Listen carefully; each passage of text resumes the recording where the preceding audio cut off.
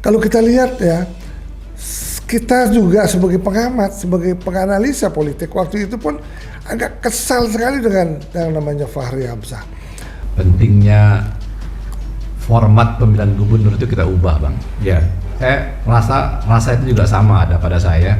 Gubernur yang akan ditunjuk nanti tetap akan dicari beberapa orang gubernur, kemudian tetap diadakan semacam debat secara intern yang dilakukan oleh Bapak Presiden sendiri untuk memilih satu orang yang sangat mumpuni sebagai kepala daerah.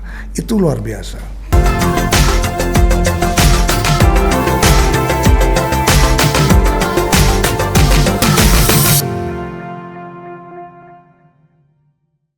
Selamat siang, kembali kita bersama Mr. Pussy Live.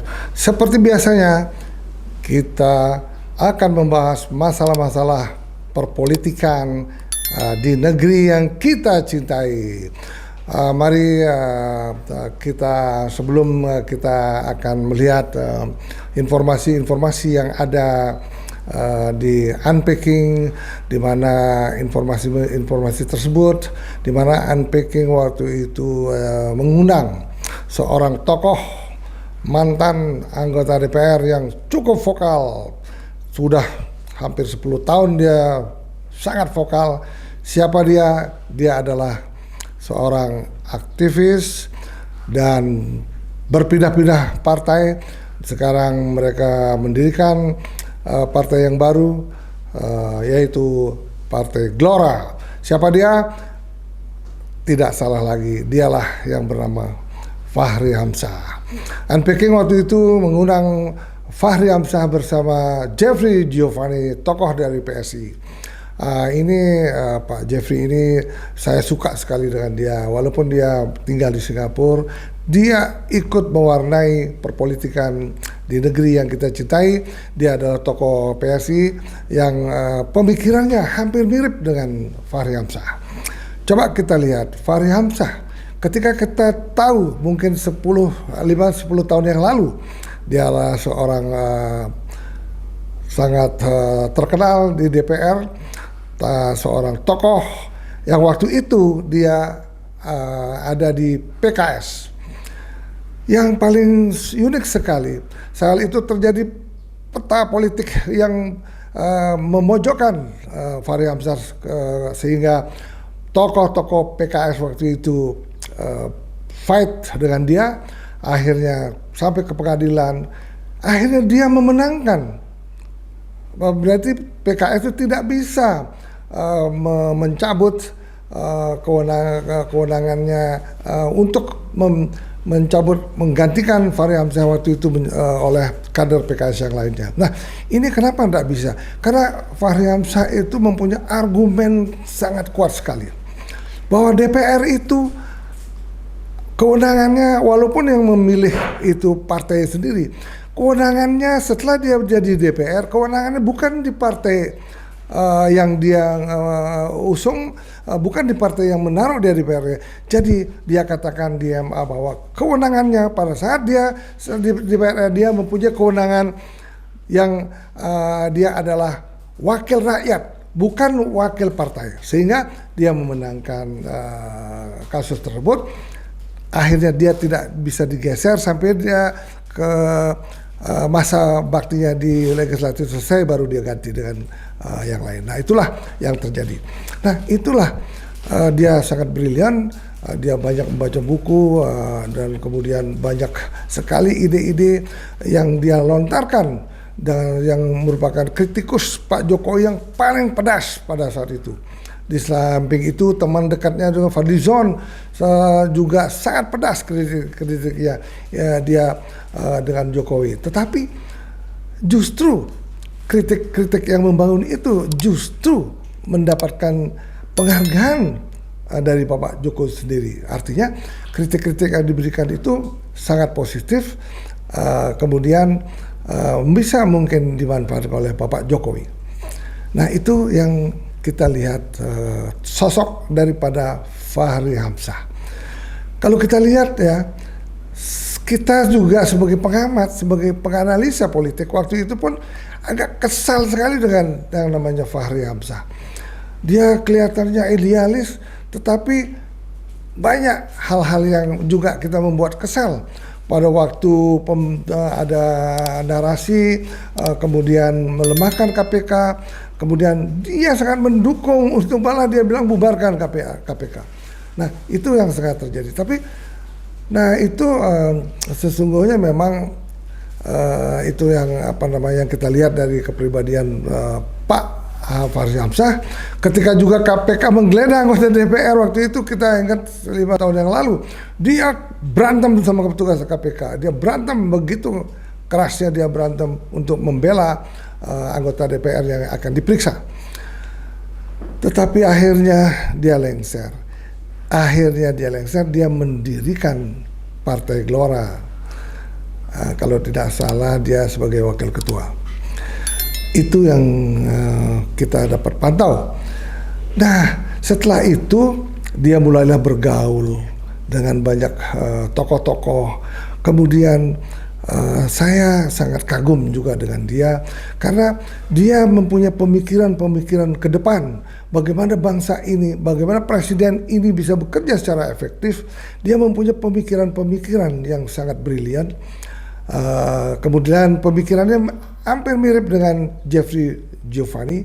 Marilah kita lihat pemikiran-pemikiran apa yang dia miliki, pemikiran-pemikiran apa yang dia lontarkan di Unpacking kali ini. Oke, silakan. Nah, inilah Unpacking. Saya kadang-kadang setiap peristiwa itu tidak terlalu saya tanggapi secara antusias, karena pada dasarnya menanggapi peristiwa itu sebenarnya pekerjaan dari pikiran-pikiran sedang. Pikiran-pikiran besar itu biasanya dia membaca gagasan di balik semua peristiwa itu, ide-idenya, apakah idenya ini tetap atau idenya berubah. Dan nanti barulah kemudian kadang-kadang kita bicara tentang di ujung, ya, pikiran-pikiran kecil itu membicarakan tentang pribadi-pribadi, ya. Jadi misalnya di pidato-pidato itu Pak Prabowo banyak berseloroh tentang orang-orang, ya kan? Pak Surya Paloh dibilangin Mas Jenggot, ya kan? Mas Brewok, ya. Kemudian Pak Muhaimin dikasih pantun, ya kan? Ya, kawan baru, apabila mengenal kawan baru, kawan lama dilupakan jangan, ya, kayak gitu-gitulah. Iya. Jadi itu pikiran-pikiran yang kita pakai gitu. Nah, saya selalu memakai pikiran besarnya bahwa ini momen bangsa Indonesia untuk konsolidasi gitu. Itu pertama-tama gitu. Dan ini pikiran besarnya. Dan ini harus menjadi pikiran kolektif kita. Pemilu sudah selesai ya, tapi memang ada pilkada, ini peristiwa kecil ya, yang saya sendiri ingin membuatnya itu lebih kecil lagi dengan menghilangkan pilgubnya ya. Karena kalau hilang pilgubnya itu, peristiwa pilkada itu akan betul-betul kontestasi pelayanan publik, bukan kontestasi politik. Iya. Pilgub ini yang membuatnya itu menjadi berbau kontestasi politik, padahal kepala daerah itu udah nggak ada politiknya harusnya. Kepala daerah itu adalah lomba pelayanan. Ya, lomba melayani rakyat, udah nggak usah ada politiknya di situ. Nah, gara-gara ada pilgub inilah kemudian ini berbau pertarungan politik menjelang 2029 dan sebagainya. Jadi saya dalam gambar besarnya optimis bahwa gagasan negara harus terkonsolidasi, elit harus bersatu, ya, kita harus punya perspektif bersama melihat 2045 itu. Kalau itu tetap ada, Bang, saya kira kita senanglah dengan apa yang terjadi. Dan pidato Pak Prabowo dan Pak Jokowi saya kira mengafirmasi bahwa kita semua ingin bersatu, kita semua ingin kompak. Ya, isu-isu kecil soal tadi saya bilang siapa yang maju di gubernur dan sebagainya, itu menurut saya itu peristiwa kecil lah gitu. Tapi ini menurut saya ya kita bersyukur begitu karena ada antusiasme untuk bersatu. Meskipun saya dalam gagasan ide tetap saja mengkhawatirkan hilangnya sikap kritis dewan misalnya, itu juga nggak boleh bang. Makanya saya juga nanti kita perlu memikirkan ini, jangan pula dewan-dewan ini setelah bosnya ini bersatu dan sebagainya terus dia nggak mewakili rakyat lagi. Itu juga nggak boleh terjadi bang, sebab dia kan dipilih untuk melayani rakyat. Sebab in the end kan kita bicara kepuasan rakyat. Ya kan, pemilik kuasa ini kan rakyat bang. Kalau dalam demokrasi ya, jadi suara rakyat suara Tuhan. Tapi karena itulah kepuasan rakyat itu adalah yang paling penting. Bahkan keselamatan rakyat adalah hukum yang paling tinggi dalam tradisi negara hukum kita. Jadi itu juga nanti perlu dijaga. Jangan sampai ini, ya mohon maaf, ini Korea ini petugas-petugas partai ini nanti jadi merasa bahwa kita dagang aja kalau kayak gini, nggak perlu jadi anggota dewan lah, ya kan, bisnis aja, jadi calo proyek aja. Wah itu bahaya lagi bang. Itu bisa ambruk bareng, kita nggak mau kita ambruk bareng bang. Nah kayak gini-gini bang, saya concernnya melihat persoalan itu begitu bang, cara melihatnya. Bro Lim, kalau pakai Jegilim kebanyakan. Bro Lim aja. Bro Lim boleh, Kohlim boleh, Kohlim boleh. Jadi Bro Lim. Jadi ini kan kita lihat ya, bahwa banyak sekali beredar di media sosial dari kelompok-kelompok tertentu yang sudah sebenarnya orang sudah tahu lah, saya nggak usah sebut kelompok ini, yang selalu mengisukan ada perpecahan antara Prabowo dengan Jokowi, kan gitu. Bahkan ada yang berupaya, memang dia tahu nggak pecah ini, tapi bagaimana kita pecahkan, kan kita belah dua nih, supaya tabrakan antara Jokowi sama Prabowo. Nah, tapi kan setelah kita melihat pada saat kemarin Gerindra, Rakernas Gerindra ya, Mukernas ya, Musyawarah Kerja Gerindra, Rapimnas ya, Rapimnas Gerindra, itu kan kalau kita lihat harmonis sekali. Seperti gayung bersambut itu. Pidatonya Pak Prabowo disambut baik, positif oleh oleh Pak Jokowi. Kemudian pada saat penutupannya juga Pak Prabowo lagi menyambut Pak Jokowi. Kemudian respect dari seluruh kader Gerindra yang hadir luar biasa. Kan? Itu luar biasa. Nah, kalau kita lihat dari segi ini, bagaimana pandangan Bro Lim ya, melihat situasi ini?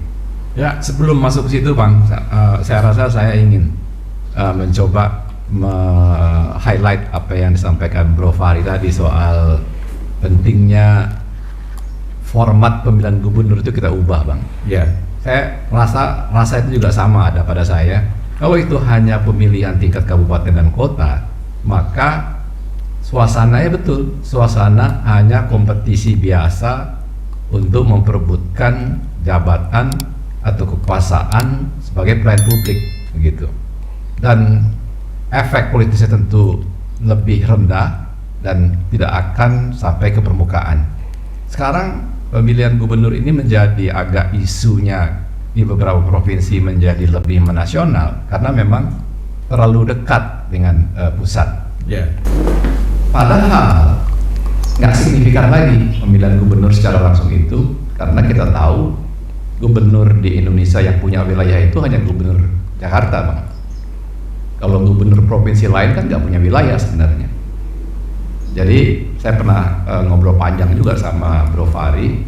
Sebenarnya yang paling bagus itu adalah Pak Prabowo nantinya entah dengan undang-undang, entah dengan Perpu, apapun lah caranya, untuk pemilihan atau pilkada 2029 yang akan datang, seharusnya untuk gubernur itu cukup, misalnya ini yang saya bayangkan, karena gubernur itu haruslah perpanjangan tangan presiden untuk setiap wilayah. Seharusnya itu adalah orang presiden sebenarnya. Artinya tokoh presiden kedua yang ini memimpin, luar biasa, mengusulkan minimum 2 nama. Nah, agar hak DPRD atau partai politik itu tetap berjalan, ya biarlah DPRD memilih 2 nama yang diusulkan oleh presiden.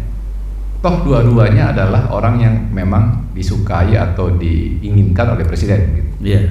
Itu kira-kira catatan aja atas apa yang Bro Fahri sampaikan tadi, dan itu saya rasa harus selalu kita gelorakan, harus selalu kita ungkapkan ke permukaan, karena itu saya rasa penting sekali dan Iya. itu juga menghemat biaya yang begitu besar sebenarnya. Nah, kembali ke pertanyaan Bang Julvan tadi soal harmonisasi Pak Prabowo, Pak Jokowi dan banyak pihak yang kemudian seolah-olah Coba kita cut menarasikan dulu. bahwa mereka sudah Nah itulah apa Iya, namanya highlight apa yang kita bicarakan hari ini. Sungguh luar biasa, tokoh yang relatif masih muda ini, dua tokoh ini kok bisa mempunyai pemikiran yang mirip sekali dan tidak banyak beda. Karena apa?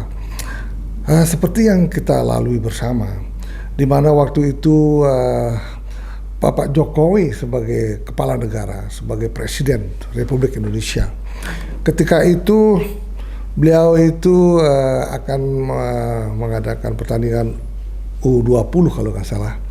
Waktu itu karena kepala negara ini tidak harus diikuti semua idenya, karena seorang gubernur yang merupakan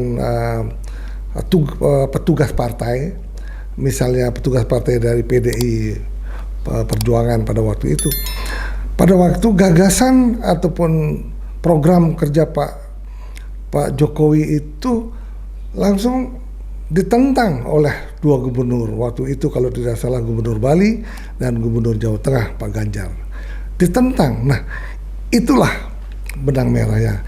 Itu oke kalau misalnya hanya merupakan pertandingan sepak bola, tidak berpengaruh untuk pembangunan bangsa Indonesia. Tetapi kalau ada hal-hal penting, misalnya ide-ide Bapak Presiden tidak diikuti oleh gubernur-gubernur yang ada di setiap provinsi, itu celaka sekali. Sehingga gagasan daripada Fahri Hamzah dengan Jeffrey Giovanni ini cukup relevan. Malah awalnya saya pernah mendengar bahwa gagasan Fahri Hamzah itu meniadakan pemilihan gubernur langsung di daerah. Jadi presiden menunjuk calon gubernurnya. Nah itu kan terlalu ekstrim. Tetapi yang barusan kita dengar dari Giovanni yang sangat mirip, di mana nantinya terus digelorakan katanya, sehingga gagasan ini sebaiknya juga ditangkap oleh politikus-politikus bangsa ini, sehingga ada sinergi antara gubernur dengan setiap gubernur di daerah sendiri. Sehingga karena bangsa Indonesia terdiri berapa jumlah pulau, suku dan agama yang beda, itu kan tidak mudah untuk melakukan sinergi ini. Nah untuk itu gubernur yang akan ditunjuk nanti tetap akan dicari beberapa orang gubernur, kemudian tetap diadakan semacam debat secara intern yang dilakukan oleh Bapak Presiden sendiri untuk memilih satu orang yang sangat mumpuni sebagai kepala daerah. Itu luar biasa. Ya, bapak-bapak, ibu-ibu sekalian, marilah kita gelorakan. Jangan digelorakan melalui partai gelora saja, kita gelorakan ke semua pelosok penjuri, ke semua politikus yang ada di negeri yang kita cintai. Kalau kita berpikir positif, ya kita harus berani membuat sebuah perubahan demi perkembangan bangsa Indonesia. Ya, coba kita lihat nanti bagaimana banyak hal-hal kejadian. Kita lihat nanti mengenai bagaimana pemilihan gubernur DKI. Coba kita lihat lagi. Anu resmi mendaftar di pemilihan kepala daerah kota Jakarta. Pasangan Pramono Anung Rano Karno berangkat ke KPU dengan menggunakan oplet. Oplet adalah kendaraan khas Jakarta. Calon wakil gubernur Jakarta Rano Karno yang juga dikenal dengan sidul identik dari oplet dalam acara TV berjudul Sidul Anak Sekolahan. Dalam perjalanan ke KPU, pasangan ini diantar oleh pendukung dari simpatisan PDIP. Basuki Cahayapurnama Ahok yang sempat dijauhkan maju di Jakarta juga ikut mengantar pasangan ini. Pramono Rano pun sempat singgah di kantor DPP PDIP sebelum berangkat ke KPU. Di kantor DPP mereka berkumpul dengan sejumlah kader PDIP untuk bersiap menuju KPU. Kedua pasangan ini berangkat dari rumah masing-masing menuju ke kantor DPP PDIP. Pramono mengaku baru mengetahui dirinya dipastikan maju ke Pilkada Jakarta kemarin sore. Pertama-tama syukur alhamdulillah pada hari ini pasangan calon Pramono Anung Rano Karno didaftarkan secara resmi di KPUD DKI Jakarta. Walaupun putusannya terlambat, daftarnya paling cepat dan paling berani tarung. Jadi saya maju betul-betul. Awalnya terus terang Pak Ketua dan seluruh jajaran KPUD nggak ada keinginan sama sekali, dan saya membayangkan aja juga enggak. Tetapi sekali lagi saya kalau ditugaskan saya akan fight. Sementara itu pasangan Ridwan Kamil dan Suswono juga resmi mendaftarkan diri di KPUD Jakarta untuk mengikuti kontestasi pemilihan kepala daerah kota Jakarta. Keduanya kompak mengenakan pakaian adat baju sadaria dengan koko putih dan sarung berwarna orange yang dilipat dan dikalungkan di leher. Pasangan ini merupakan bagian dari koalisi Indonesia Maju Plus. Pemirsa, pasangan Ridwan Kamil Suswono mendaftar ke KPU Jakarta didampingi oleh 12 partai pengusung. Mudah-mudahan dengan banyaknya pasangan ini, masyarakat Jakarta bisa melihatlah mana-mana yang dirasa mungkin cocok dengan kebutuhan dalam menyelesaikan permasalahan di 5 tahun ke depan. Sementara calon independen Dharma Pongrekun dan Kun Wardana belum hadir di KPUD Jakarta hari ini. Keduanya direncanakan akan mendaftar besok 29 Agustus 2024.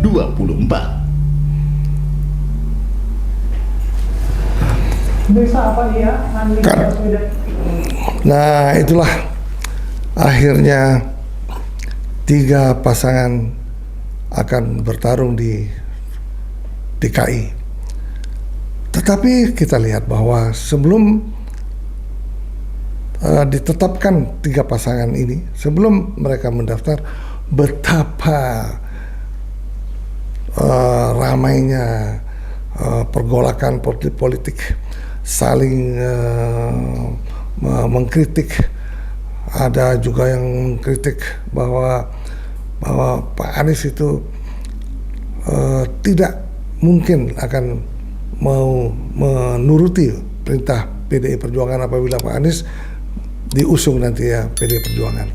Tetapi banyak tokoh-tokoh politik dari PDI Perjuangan menginginkan Pak Anies diusung oleh PDI Perjuangan, sehingga akhirnya keputusan Ibu Megawati untuk memilih Bapak Pramono Anung sama Sidul anak Betawi sangat tepat.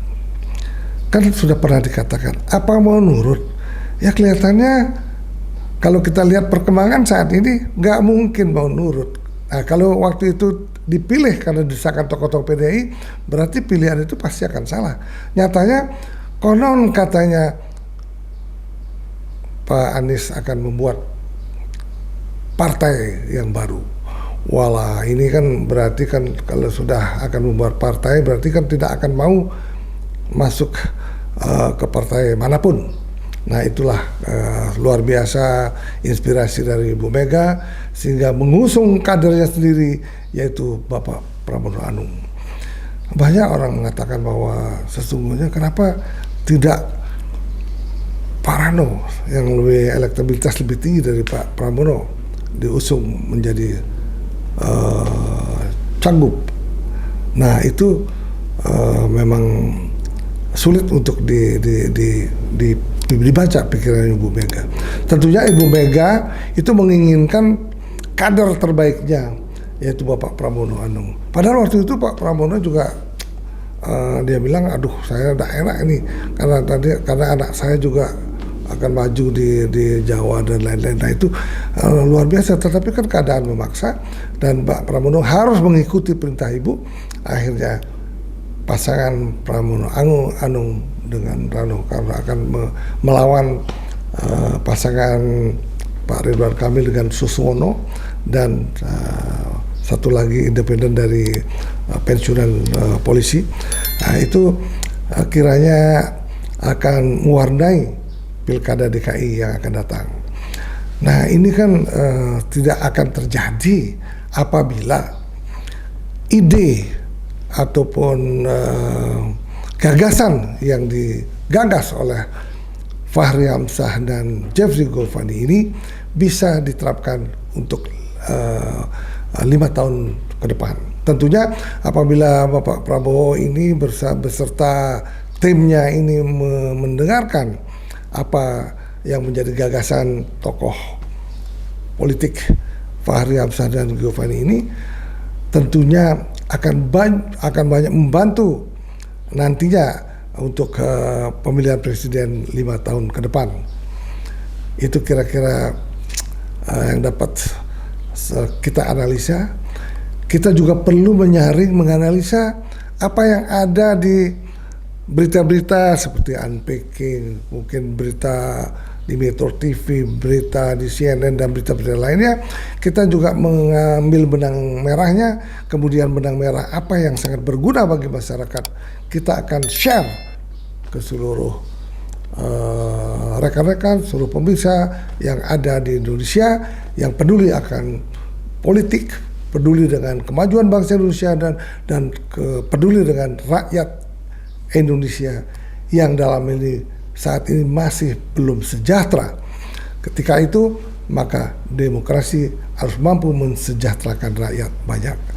Bapak-bapak, ibu-ibu, kami Mr. Puisi Live mengucapkan terima kasih banyak yang telah sabar melihat dan menyaksikan video-video Mr. Puisi yang mungkin sangat berguna bagi masyarakat luas.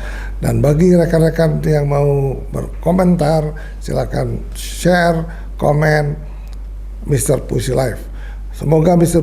Puisi Live dapat membuat konten-konten yang lebih baik lagi, yang sangat berguna bagi perkembangan politik bangsa Indonesia.